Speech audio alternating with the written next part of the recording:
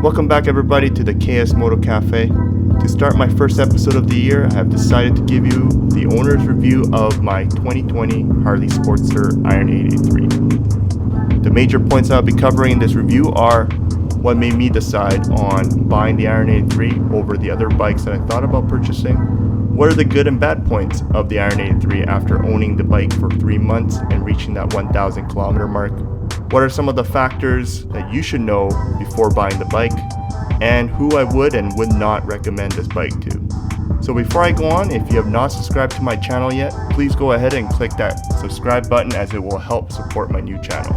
Now that is out of the way, let's get this going. So why did I choose the Iron 883? Well, for those who are new to the channel, you should know that I am a brand new motorcyclist who had no background in two-wheel vehicles except for knowing how to ride a bicycle. And the Iron 883 was my very first bike. When I began shopping for my first bike, it had to meet 3 of my factors. 1, it had to be a cruiser because I didn't want to ride a bike that was uncomfortable.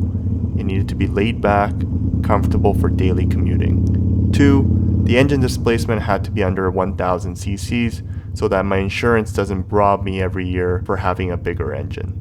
3, it had to have a good aftermarket support for custom DIY work or my own repairs that I need to do down the road. So some of the bikes that I shortlisted before purchasing my 883 were the Honda Rebel 500, Indian Scout 60, and the Yamaha Bolt. I found that the Rebel 500 had everything going for it. It had a great aftermarket support. The engine was definitely small enough for insurance to be cheap, but as well not too weak for the size. However, I found the bike to be a little bit too small for me, as I am 5'10 and 190 pounds. I just felt like when I sat on the bike, I felt a little too big. The Indian Scout 60 is probably the bike that I'll always look back and wonder if I should have gone with it, since it's a much more refined and better performing motorcycle, still looking classy with the all blackout look, but the price was out of my budget. It was about $2,000 more expensive than my 883, so couldn't purchase that. The Yamaha Bolt, much like the Rebel 500, had everything going for it, but the aftermarket support was somewhat weak. As well, I was not 100% fan of its look. Even though it looked like an 883, it kind of seemed like I was cheating myself from getting a Sportster, even though it's a fast four bike. So what brought me to the Iron 883? Why did I go with it? Well, I can tell you it wasn't about the specs or the performance, because I'm pretty sure Iron 883 is the slowest bike out of all 4. But it's mainly because of these 3 points. Point A, it already had a baseline of 36 years of positive owner reviews. The Evolution V twin engine had been proven to be reliable and bulletproof, that can also be upgraded to push beyond 100 horsepower and 1200 cc's, so I had a lot of options. Point B, the look of the bike was just so damn classic to its vintage roots. It just won my heart.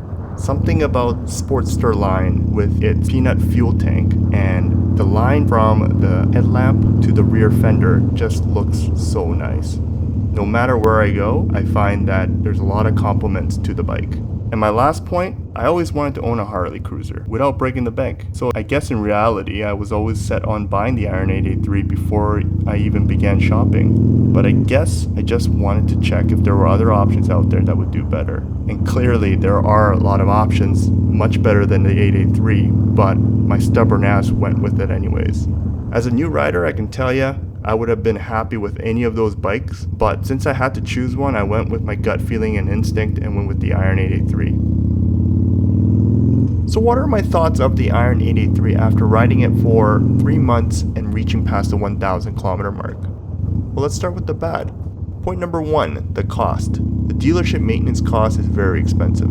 It's about $150 an hour in Canada, and if you need anything done outside of the warranty, you will be paying a premium for it, which is why a lot of Sportster owners learn to do things DIY. And the beauty of it is, because it is such an easy bike to work on, there are tons of YouTube tutorials that will teach you step by step on almost anything you need for your bike. Just make sure that while you're on your warranty period, you don't break any of the rules that will void the warranty. Point number 2, The fuel tank cap is not lockable. It's just a simple screw cap that anyone can have access to and can do real damage if they wanted to. I just wish that they provided a lockable fuel cap as a stock, since they're not very expensive. Point number 3, the shocks. They're not the best and they're not the worst. They're just okay. Majority of the time you will be okay with it while riding, but when you hit that unforeseen pothole or speed bump, hold on to your butts. If you care for your back, you should set aside money to upgrade for better shocks like the Progressive 412s. Point number 4, rust. Some parts of the bike are prone to rust, and if you don't take care of it with some grease before riding wet, it will develop some rust in the areas that you don't want. For my bike, I already found some of them building up on the foot peg bolts, but luckily I was able to catch it early and brushed it off. After coating it with some grease, the rust never came back. And the last point for the bad is the cleanliness. Or should I say uncleanliness. I guess this comes with any bike, but when you ride it in wet conditions, be prepared to wash that bike at the end, especially during winter seasons where there are salt deposits on the road, and majority of the time it will get stuck on your bike, and if you don't wash that off, you'll get a lot of rust. So those are the points of my bad. So what are my good points? Well, point 1, the look. The bike looks great from all angles, in any background. I find that anytime I stop at a gas station or the mall or parking lot anywhere, I often get compliments from a lot of people that just drive by or walk by and saying nice bike. Point number 2, the ease of doing a DIY maintenance and upgrades. As I mentioned on the bad, there are a lot of YouTube tutorials out there that you can pick apart.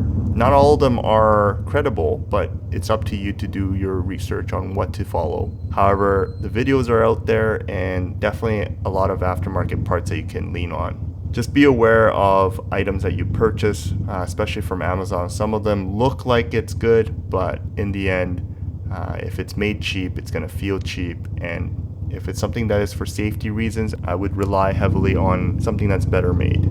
Point number 3, the handling, especially for a beginner. I found that it wasn't very hard to command the vehicle. With the mid controls and stock handlebars, I found it very comfortable for me. It rides as if I was riding a pedal bike, and it did not feel too crammed up for myself. But again, I'm 5'10", I'm not over 6 feet. If you're over 6 feet, this might be a different point for you. The bike did not feel too light. It's about 564 pounds with a lean angle of 27 to 28 degrees. Therefore, it felt very planted on the road during turns and leans. Point number 4, the keyless ignition. I mentioned this in my previous videos. It's something that I wasn't looking for as a motorcycle, but after a while, I found keyless ignition to be very accommodating, and I find it to be feeling more free, where I don't need to fumble around with the keys every time I get on or off the bike. So I like that.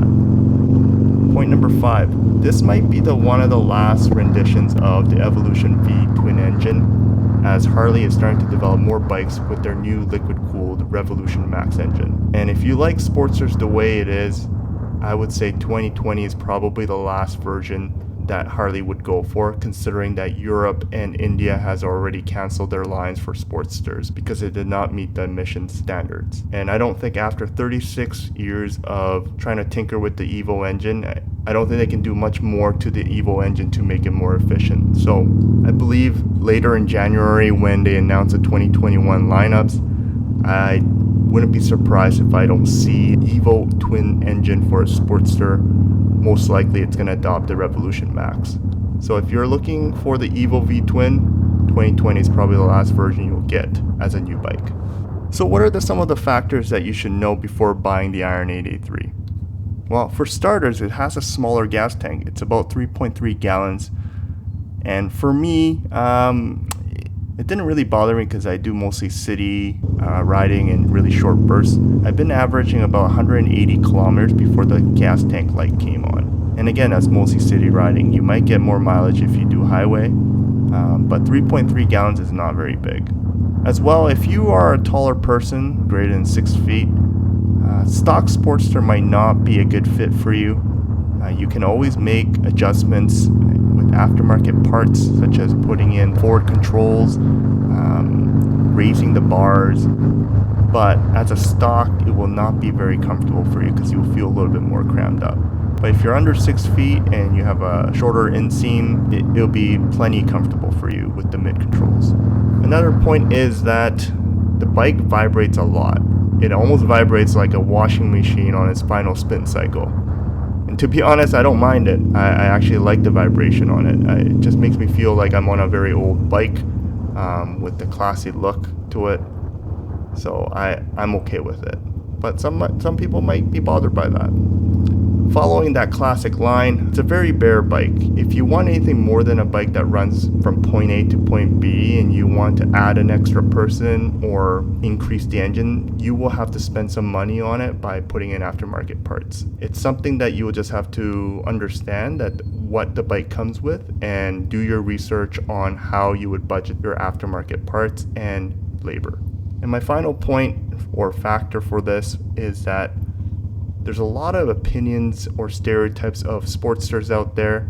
You may have already figured out some people saying Sportsters are for girls, or it's not a real Harley, or it's just meant for their novice riders. But don't let others drive your decisions.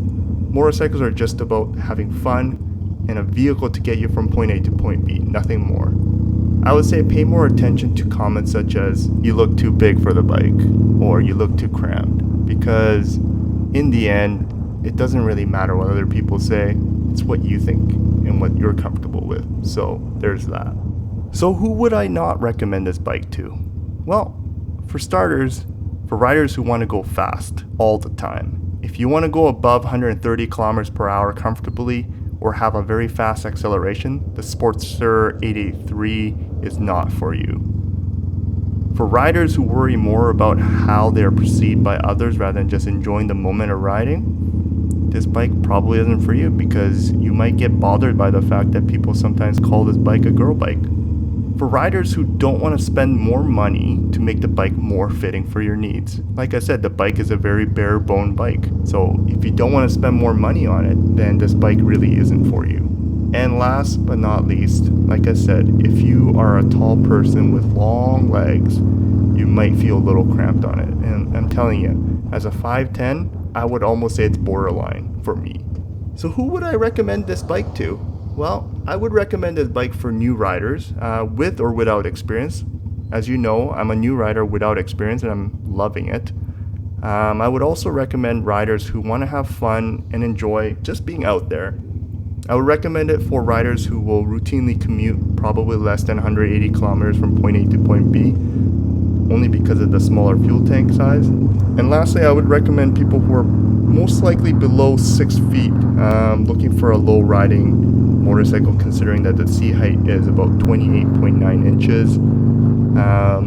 If you are over 6 feet, I would highly recommend test riding it and maybe even looking at aftermarket parts to make it fit better for you. Anyways, that's my review of the Iron 883. I hope you enjoyed it all. Again, if you have not subscribed yet, please click subscribe to give that support for my new channel. Until next time, peace.